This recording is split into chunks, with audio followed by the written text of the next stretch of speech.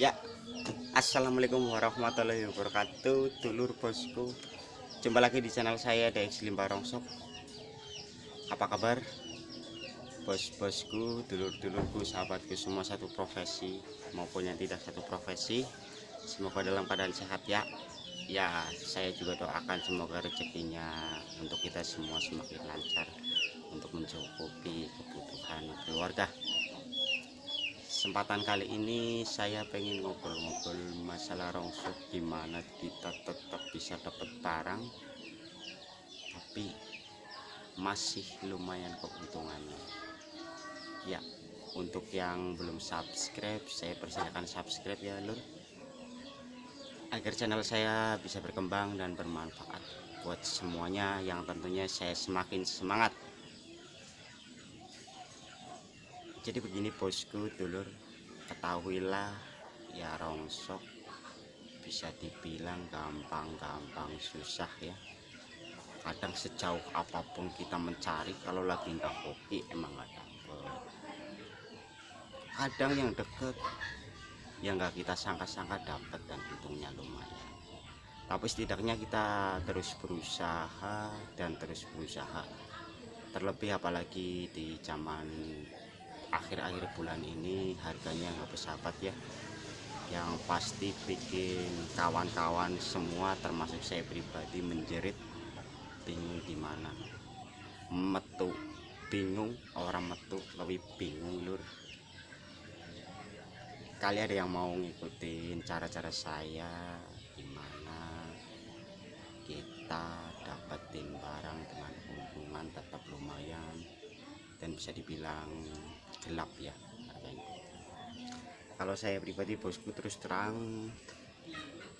dari pertama terjun rongsok saya ngikut seseorang yang mainannya pakai perabotan rumah ya, perabotan rumah.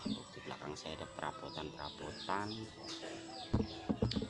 dimana kita bisa dibilang sistem barter. Ini satu contoh, satu gambaran aja ya bosku buat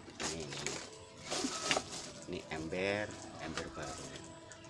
Terkadang jadi gini bosku, ada seseorang yang misalkan kita keliling tanyain rongsoknya bu, rongsoknya apa gitu, gak ada, kosong. Tapi ketika dia melihat barang ini, apalagi terlebih yang bila mana dia waktu itu lagi butuh, itu 85% orang itu bakal berusaha buat mencari rongsoknya. Yang penting kuncinya satu, ketika orang itu menat misalkan dibeli berapa, waduh kalau gini nggak bisa bu, mohon maaf, kita buat nyari rongsok gitu. Yaitu sah-sah aja buat kita alasan karena kita juga sistem barter. Lantas gimana kita buat dapetin barang ininya? Yang kedua, kita nyari toko grosir.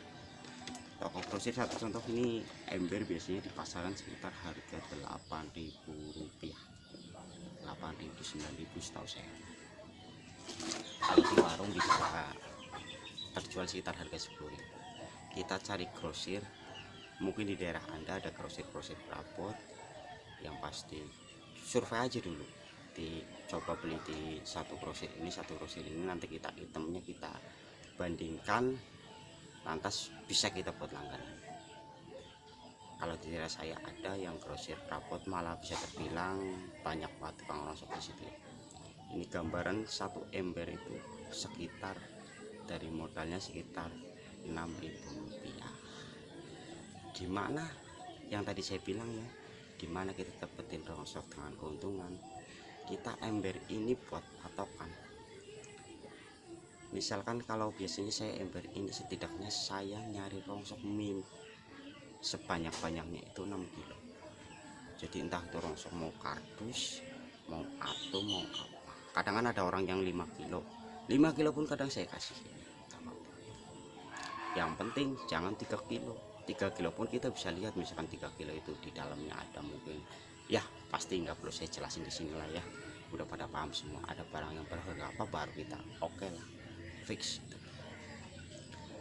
Dan yang ketiga lagi, kita juga bisa melihat jadwal. Kalau posisi perabotan begini, umumnya daerah keliling kita itu daerah bisa dibilang yang sekitar radius 5 km dari pasar. Jadi dari harga perabotannya pun bisa masuk, rongsokannya pun bisa masuk. Pasti kalau bosku, buat yang udah coba pasti bisa bandingkan lah kita keuntungan. Kadang gini juga bosku, misalkan saya berangkat cari rongsok itu bawa uang sekitar 300.000, bawa perabot yang di belakang saya ini, semuanya ini saya biasanya sekitar harga belanja, mau ada wajan mau apa segala macam itu ya, itu sekitar 250.000. Terkadang kita begitu pulang malah dapat uangnya dari mana bosku? Yaitu tadi, misalkan orang itu rongsok cuma 10 kilo gambaran, itu kita wajan kan, misalkan satu contoh kita belanjaan 35, kita jual dengan harga 40 ataupun 45.000, 10 kilonya itu bisa dibilang kita misalkan rongsoknya rongsok biasa ataupun apa, orangnya minta, tergantung juga orangnya minta harga, oh mas rongsok saya biasa diambil harga 1.500 mas, oke fix, berarti 1.500 kali 10 kilo kan 15.000 bosku, kita masih dapat kembalian 25.000. Jadi kita dari perabot untung, dari rongsokan juga untung. Dan yang sangat-sangat gimana ya berpengaruh itu pasti posisi harga sekarang lagi begini. Buat yang bertanya, ini saya cari selama 1 minggu, tapi saya cuma berangkat 3 kali, dan hari ini saya hujan. Saya biasa main berangkatnya itu habis zuhur ya, nyampe sore baru saya ini ya lumayan kalau buat dapetan apa.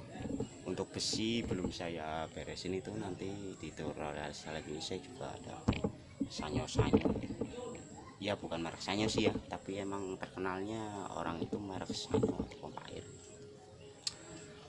Untuk sanyo sendiri ada berbagai merek, dan dari harga sanyo atau pompa air itu sendiri pasti beda-beda buat keluar rupiahnya, seperti bila mana kita retail ya bosku ya.